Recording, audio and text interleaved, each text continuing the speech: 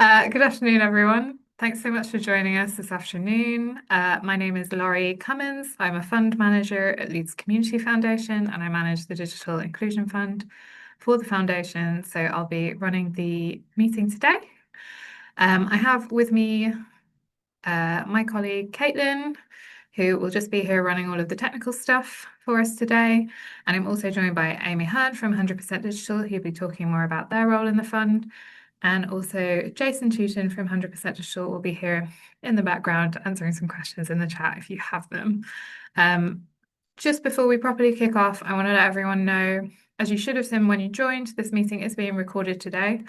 That's so we can share it with people who weren't able to join at the time. But just so you know, if that's not something you want to be part of, please just make sure that your camera is off. That's absolutely fine. So, yeah, to kick it all off. So, as I say, I'm from Leeds Community Foundation. Just a little bit about us as an organisation before we talk more about the fund itself. I'm not going to read out this whole big blurb about who we are, but it's there if you want to read it, and you will receive the slides at the end of the meeting via email. And as I say, the recording will be online. So if you need to check any details after the fact, you can do that yourself. That's all grand. So Leeds Community Foundation is an independent grant maker based in Leeds and Bradford. We fundraise all of the money that we bring in. So we work with lots of different funding sources, be that local councils, high net worth individuals, corporations, charity events. And then we reinvest that into grants programs for community organisations like yourselves, as I'm sure most of you here know, but just in case anyone's new to us. Like it says there, what we're trying to do is build a fairer Leeds for everyone. And if we go to the next slide, Caitlin. This is very simply put our vision and our values. So hopefully the way that we run our programs is by being open and honest, collaborative, passionate, intentional, and fair. We run lots of different programs throughout the year, so please do have a look on our website, sign up to our grant alerts. You'll get the link for that as well at the end of the meeting, because there might be some more funds that you could be eligible for. But yeah, we run lots of different programs every year, including this one, and they have different criteria and different ways of working. So we're running this one specifically today so that you can hear a little bit more about how it works, and so that you can hear a bit more from 100% Digital, who we partner with on this one. The funds for the Digital Inclusion Fund come from a massive charity event that's run every year called the Leeds Digital Ball, that's put on by some incredible people from the tech sector in the city. They put on a big charity event every year, they raise loads of money, and then that gets distributed out through these grants to support digital inclusion in the city, which is a fantastic initiative and something we're really happy to be working on. So I'm just going to take you through the headlines of the fund, what kinds of organisations can apply in the application process, and then I'll hand over to Amy in a little bit to talk about digital inclusion itself, what might be fundable, and all of the much more specific things about what you might apply for. So top line information, the grant size is up to £10,000. Like it says there, that is absolutely a maximum. You don't have to you don't have to aim for that. If you're looking to fund something smaller, maybe test and learn activity, and it just isn't up to £10,000, that's fine. That's absolutely great. And we're looking to fund a variety of different size projects. The location is the City of Leeds. That's the official name for the Leeds City Council area. So basically the work that you're looking to do has to be within the Leeds City Council jurisdiction to be eligible for this fund. If you've got any specific questions about that, just get in touch. The programme is now open as of this morning. So if you want to get a real jump on it, you can go on our website and have a look at it today. That's where you'll find the criteria documents and the link to the online application form, which I'll talk about in a second. And the deadline for this one is the 3rd of September at 12 noon specifically.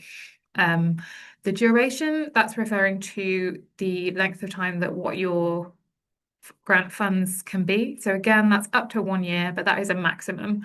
We don't expect people to do an entire year's worth of work if that's not how far the money goes, or if that's not appropriate to what they're looking to fund.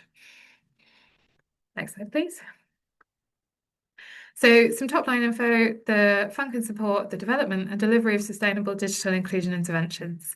Amy will talk about this in a much better and more in-depth way in a minute, but basically we're looking to fund stuff that integrates into your day-to-day work, digital inclusion work that works with the work that you all already do. So interventions that work with the communities that you know and support really well, that fits into the stuff that you do every day to make it much more sustainable and much more appropriate to the people that you work with. That's what we're looking to fund. In terms of types of activity, again, Amy will talk a little bit more about specifics, but like I say, we're looking to fund kind of a mixed portfolio. So we're looking for a mixture of test and learn activities. So people who have never done any digital inclusion work before and you want to try out a new project, see what works for you and learn from it so that you can implement the changes in future. And that balanced with some grants funding development activities. So if you've already started on your digital inclusion journey as an organisation and you want to expand on it, try something on top of that, we're looking to fund that as well. And like it says at the bottom, all funded work will be supported by 100% Digital Leeds. So this is an unusual programme for us in some ways, in that we have the excellent support of our partner 100% Digital, who can work with your organisation throughout the work that you're delivering. Next slide, please. So on that, like I say, it's a partnership fund. So just to talk through the different roles so that you guys know who to contact with which kind of question. Leeds Community Foundation, like I said there, we manage and oversee the grants programme. I've just seen in the chat that there's a strong echo. Apologies about that. I'm not going to be able to change that if it is everybody, but there will be, just so you know, a transcript online after the event. So if you're having problems right now, you should be able to check the transcript later on if there's something you didn't catch. So, yeah, Leeds Community Foundation manage and oversee the funding programme. So we run the programme, we process all of your actual applications, we run the online portal and the online form, and we'll be the one who communicate funding decisions. So if you have any questions about eligibility or the process for applying itself, we're the people you come to. But what we don't do, because we need to remain impartial, is advise you on what to put in your application. That's not for us. However, on this fund, we do work with 100% Digital, who are experts in the field. They're an incredible support organisation for the whole city to support digital inclusion in lots and lots of different ways. And probably if you're on the school, you should know about them anyway, because you're caring about digital inclusion. But these guys can offer support and guidance on what should go in your application, what should go in your proposal. In fact, we request that you do contact them beforehand because they can talk to you about what might work, what might be appropriate, and they have that expertise right down to what kinds of equipment might be the most appropriate for your communities and what you're looking to do, as well as knowledge on what else is going on in your area and what else is going on supporting those communities. Amy will tell you way more about that with much more knowledge behind it in a second. But yeah. So last slide from me, I think. But the application process itself, like I've referenced, is an online form. You can find that on our website in the Open Grants page. And as I say, you'll be sent a link after this meeting. So this is something that we do for all of our grants. It does have to be an online form, but if you're having any issues, please do get in contact with us. The form is kind of split between questions about what you want to do with the grant and why, as well as technical information about your organisation. So who are you? How long have you been going? What kind of organisation are you? And then we ask you to attach some supporting documents. Everything that you'll need is listed in the criteria document that is on the website. But I would just recommend going online, setting up an account on the portal and having a look at the form in full before you start your application, because it's just really good to know how much time you're going to need and what you need to know in advance. A note for anyone who's applied for our funds before, but maybe not too recently, our form will look different. And again, it's worth having a little look at it beforehand because we've changed systems recently. So just so you're aware of that, it is a different process now. Once an application's been submitted, we assess that as an organisation. Your application will be looked through by a professional grant assessor who will check all of your supporting documents, summarise your finances and your governance for the panel, and then that will be sent to a panel. So the panel will be made up of people from different backgrounds with expertise that's relevant to the fund. So it will be people with lived experience, people who are in professional technical backgrounds, people who work with community organisations, lots of different combinations of these things. So they are the people who will make the final decision on your application. And then following that, Leeds Community Foundation will get in touch with you and let you know if your application has been successful, and you will get a little bit of feedback on your application, whether it's successful or not. And for this one, the decisions will go out around the end of November. So just bear that in mind when you're writing your proposal as well. Next slide. And I will now hand over to Amy Hunt from 100% Digital Leeds to talk more about what they do. Thanks, Laurie. Hi, everybody. My name's Amy and I'm Digital Inclusion Manager at 100% Digital Leeds. And we're a team within Leeds City Council and the integrated digital service that leads digital inclusion for the city. I'm going to tell you what that looks like in a sec. Next slide, please, Caitlin. Thank you. So why digital inclusion is important. We would like everybody in the city to be able to use and make use of the digital tools and services that most people in this call now probably take for granted. We all know that systems and processes are becoming more digital every day. Things like online banking, being able to use the NHS app to access health services, digital for employability, all of those different things. There's lots and lots of digital in the world that lots of people can't make use of at the moment. And that is meaning that they're being left behind and they're being worse off because of it. We would like everybody to have an informed choice when it comes to how they engage with the digital world or not. To be able to have an informed choice, that means that people need to be making a choice as to whether they engage in digital based on what works best for them, rather than based on the fact that they're facing a barrier that's going to make it more difficult for them for engaging with digital. Because it's the people that would most benefit usually for being online and having the convenience and accessibility, etc., that digital can offer. It's the people that would be most in need of benefit, that would most benefit from that are least likely to be able to engage. In order for people to be able to make an informed choice in the same way as I can as to whether I engage with something digitally or in a more traditional sort of face-to-face fashion, everybody needs to be supported to overcome any barriers they might face. So those barriers might be that people don't understand the personal relevance of digital to them. So if you've got people, often older people, that have never really engaged with digital or done anything digitally, they might not know what kind of digital options are out there, or they might feel like they're so difficult to be able to work with that there is no benefit to them sort of trying to overcome that barrier.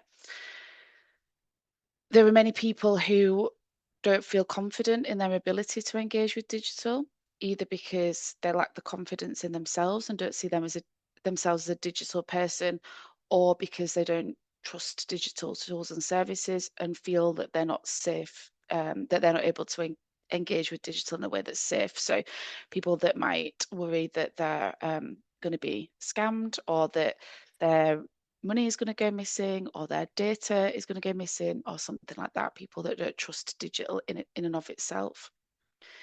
There are also lots of people who can't afford to be able to use digital because they don't have access to the equipment and reliable connectivity that you would need to be able to get online in a way that is reliable. And then there are people who simply don't have the skills to be able to engage with digital. So they may not know how to do very simple things like switch a device on, use a device, or slightly more complicated things that we'd still consider basic, like filling in online forms or searching for information in a way that's trustworthy, etc. So we want people to be able to be supported to overcome all of those barriers so that they are free to make an informed choice about how they engage with the digital world. Next slide, please. So the way that we at 100% Digital Leeds work towards that aspiration is that we work with different organisations, a lot of the time third sector, but also not third sector, organisations and teams that already work with and offer services to people and communities that are more likely to be digitally excluded. So we work with those organisations to help them to embed digital inclusion support into their services in a way that is meaningful for them as an organisation and helps positions digital as an enabler to what they're trying to do, but it's also meaningful for the people and communities they support. So we recognise that digital inclusion for its own sake isn't something isn't very meaningful unless it is to do something that people are interested in being able to do. So the way that we can help you to do that is to think about how digital and people being able to use digital tools and services would help you as an organisation to be able to do what you need to do, to be able to help people be more independent and access the sort of tools and services and support that they need. So that the people that you work with have got what they need to be able to do the things they want to be able to do. So that embedded looks like this slide. So we're looking for organisations that have got an existing trusted relationship with people that they support. We know that people that are struggling with digital can feel sort of anxious around that. It can be something that they may not want to talk about, and there can be all different sorts of reasons for that. So organisations that people know and trust are really important. Organisations that support people from a place that they feel safe, that is somewhere that they know that they can access help, and that help can come from people that understand their situation, that have got that trusted relationship, and can help them in a way that is meaningful for them. Basically, that can take that person-centered approach. We want to work with organisations where people are supported to do the things that are important or meaningful for them. So that might, as I said, include things like people being more financially resilient, people working towards employability, improved health and well-being. It might be around accessibility, whatever it is that is important to them. It can be things that would be considered quite gentle and soft. It can be creative things. As long as it's helping people to get online, to be able to develop their digital skills and confidence, to be able to understand the personal relevance of digital for them, to be able to access the tools, the equipment, the connectivity, etc., that they need, then it can be enabling whatever it is that your organisation wants to do. Again, with the person-centered approach, we want to see that people are supported to learn digital skills and confidence at the pace that's right for them, and in the way that's right for them. And we want to see that people are being supported to access the equipment and connectivity that's useful for them as well.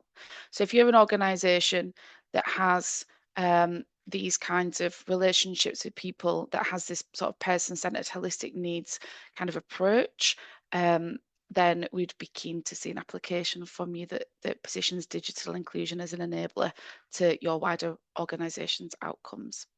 Next slide, please, Caitlin.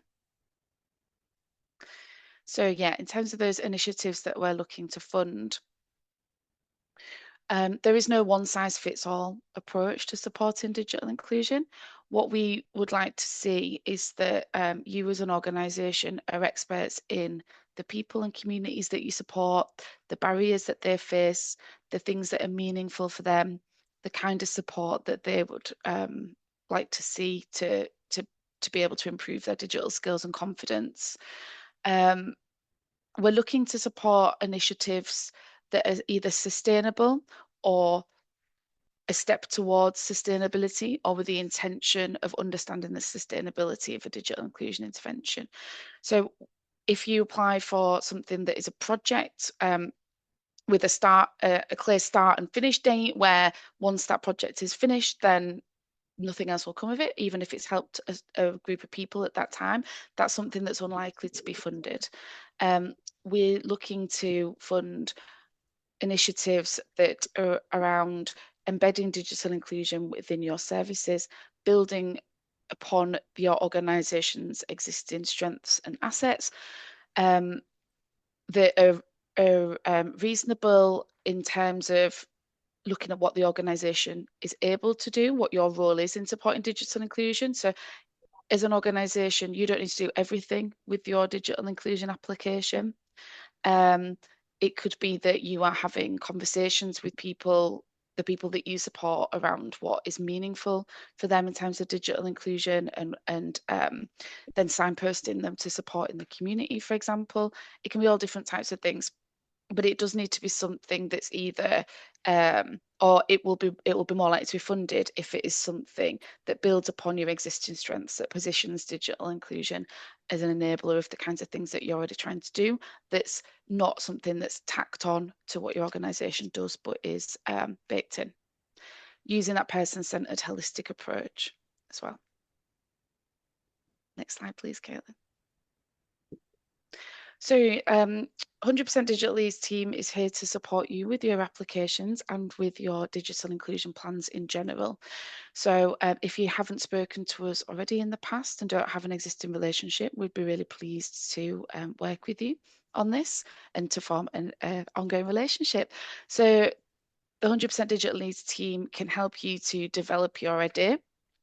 We're a small team, but we're a team that just works on digital inclusion in the city. So we know all of the different, or most of the different digital inclusion things that are happening in the city, what's more likely to work, what's been tried elsewhere and not been successful and why, what different barriers organisations and individuals might face. We can point you in the direction of best practice that's been established in other places, of toolkits and resources that are available. We can help you to develop your bid in a way that's realistic and likely to work, basically. And we're able to help you to think about how you might position your bid as a step towards sustainability as well. We also know lots and lots of organisations that are working on digital inclusion across the city. There may be, we welcome bids from partners, from partnerships. There may be partners that are working with the same community of interest as you or in the same area or to the same outcomes that you might benefit from being linked with to form a new partnership. There might be networks, etc., that are already in existence that you might learn from. We can help you with all of that. We can also help link you in with national initiatives and partnerships and different resources that are already available across the city and across the country that might mean that you can save a little bit of your budget when it comes to your application as well, if we can link you in with something that's free. We can also work with you on digital inclusion awareness training, which is a workshop that we offer as it's a facilitated conversation. Okay, sorry. Sorry, it's a facilitated two-way conversation where we can, someone from 100% Digital Leeds can come as an expert in digital inclusion, can talk to people, staff, volunteers at your organisation that are experts in your people, and we can put our heads together to look at what a good digital inclusion intervention might look like for your organisation. Think that's it. So if you would like that support, please contact us via our contact form on our website, which is digitalinclusionleeds.com/contact. If you already have a relationship with 100% Digital Leeds and you in an ongoing conversation with one of our members of staff, then feel free to contact them. Yeah, them or the contact form is the way to get in touch with us, and we will reach out to you, be in touch. Thank you very much. Great. Thanks so much, Amy. Yeah, so we now have some time for questions, but just to address one from Anne Wilson in the chat. It is too soon to see a full detailed report on last year's successful grant holders.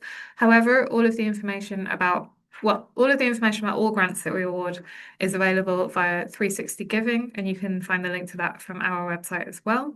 But also in terms of this particular fund, if you're looking to find out what kind of activity has been funded before, we do put up regular posts on our website and via our social media about who got funded in which round, and there is, I'm sure, a blog post about who got funded in last year's round. So if you go on our website and just search Digital Inclusion Fund, it'll come up there. In general, though, I would say don't feel like you have to copy what anybody else has done. Obviously, it's great for inspiration and understanding more about digital inclusion, but if you just know that you're working with digitally excluded people and you're not necessarily certain about the best approach, absolutely contact 100% Digital to talk through it. Second question from Aurelia. Can national organisations apply? Yes, you can apply If you are based outside of Leeds but working in Leeds, I would just say be really, really clear about how you know the communities, how in depth your relationship with the communities that you're proposing to work with is, because you have to bear in mind with an independent grants panel, people from lots of different backgrounds will be reading your application. They don't necessarily know who you are. They don't know anything about you as much as Leeds Community Foundation might know you really, really well. Just make sure it's super clear how you're connected to those communities and that you've explained that in detail, because a lot of the time national organisations accidentally miss that out in their applications and it makes it really hard to understand why you'd be working in Leeds. Just make sure you explain it very thoroughly as well. Does anybody have any questions that they want to ask in person? Otherwise, I can just go through the chat as well. If you do, just pop your hand up. Okay, I see a wave from Arlene. Yeah. Do you want to ask now? Go for it. Oh, you're on mute. Can you not unmute yourself? Sorry. I'll give you a minute to figure that out, Arlene. Yes, and I would recommend, somebody's asked, they had an application not successful previously, but would we recommend addressing those comments and resubmitting? We absolutely would, yes. All feedback is actual comments from the panel. So if you've had that feedback, it's because it's come from the actual panel themselves, and we really would recommend reading it, addressing it, and resubmitting for sure. Alan. Oh, sorry, Arlene, you've unmuted. Hi No, there. then we'll go to Alan. Okay, hi, Arlene. So I'm from Lippy People in Leeds, and Hi. we work with quite small beneficiary numbers. Mm. Is there any barriers to low beneficiary numbers? Because I know some will work with hundreds, but we'll be looking at working with 50 to 60 people. Yeah, okay. I mean, I would say 50 to 60 isn't necessarily super low, but just it's one of those annoying things where there's no definitive on it. We look at the pool of applications that is in the panel. We don't have any hard and fast rules on that. We understand that sometimes working with smaller beneficiary numbers is better given the circumstances and the communities you're working with. So we don't have rules around it. Just again, I say this a lot, but really clearly explain the logic behind that and why that's happening. It's all about clarity at the end of the day. Absolutely, thank you. Okay, Alan, you had a question, and then we'll go to Sadie. Yeah, it's a boring question about finance, basically. Sure. Sorry about that. We became a charity 25th of July this last year. Nice. So obviously, when we send supporting documentation for grants and things, they often ask for a year's finance or whatever it is. So as a charity, we haven't been operating for a year. Prior to that, we were a voluntary community organisation, so we have got accounts from that. Is there any sort of preclusion on that? Because we couldn't. How would we work that one out? Yeah, no preclusion. We understand people need funding as soon as they start. That's fine. Obviously, in that situation, you do have previous financial information, and that will give the assessor a much better picture of how you've been running and who you are. So do submit it, just label it carefully so it's really clear that these aren't your official charity accounts because you've just registered and therefore those aren't due yet. We just want to know, as assessors, what's actually been going on with you financially. That's all it is. So submit what you have and label it really clearly is basically it. But yeah, no preclusion if you're a new organisation. That's grand. Well, new in terms of yeah. whatever it is. But for anyone who is new and is wondering the same thing without having run prior, please do apply. All good. Thanks very much. No worries. Sadie. Thank you so much, Laurie. So just a quick question. So I've started up a community interest company called, Empower Her English is registered as, because we work in Hare Hill. So we have people with sorry, I'm working from home, lots of different language barriers.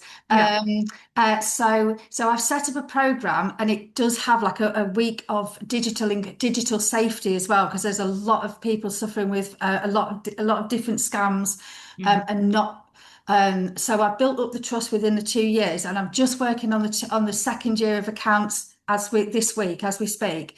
So I'm just wondering, am I as a business, as a community interest company, have I been around long enough to apply for this funding? Yes, there is no time limit on this round or program. Just read the criteria carefully and check that you're fully eligible, but you don't have to have been running for a certain amount of time or have a certain number of accounts submitted. Thank you. Okay. Sorry, was it Aurelia? Hi, yes, thank you. Sorry, just another question I had. So I'm reading on your website about what the eligible spending would include. Is that a definitive list?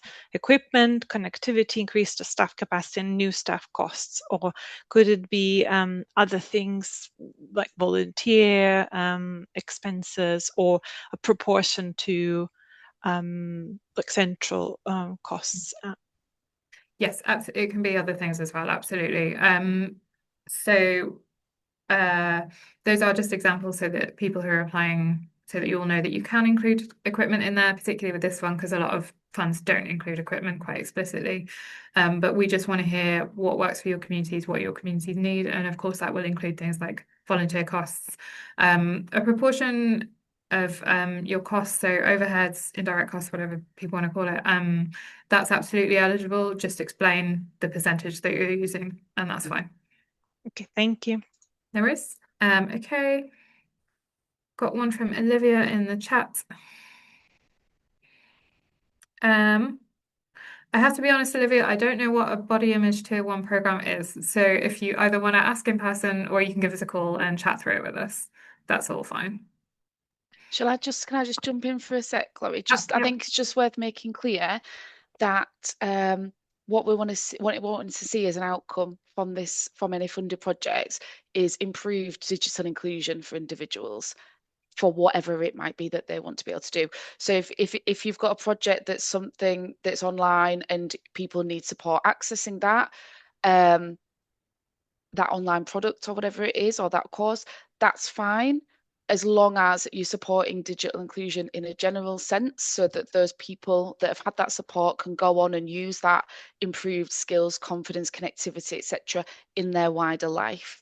If it's something that's a project that's delivery of something that isn't digital inclusion, with a small bit of digital inclusion added in to make sure that people can access what you want them to access that isn't digital inclusion, that's not likely to be funded, if that makes sense as a distinction. So if you've got a digital tool or a product or something that's delivered digitally, where digital exclusion is a barrier to people accessing that, and the project that you're applying for is basically your product or your program with a little bit of digital inclusion consideration in, the outcome's not really digital inclusion in the widest sense, if that makes sense. Yeah, exactly that. Is it okay if I just explain just from the question? Yeah, go ahead. Sorry, I couldn't find the hand because I'm on my smartphone, so I couldn't find the hand sign. Otherwise, I would have put my hands up.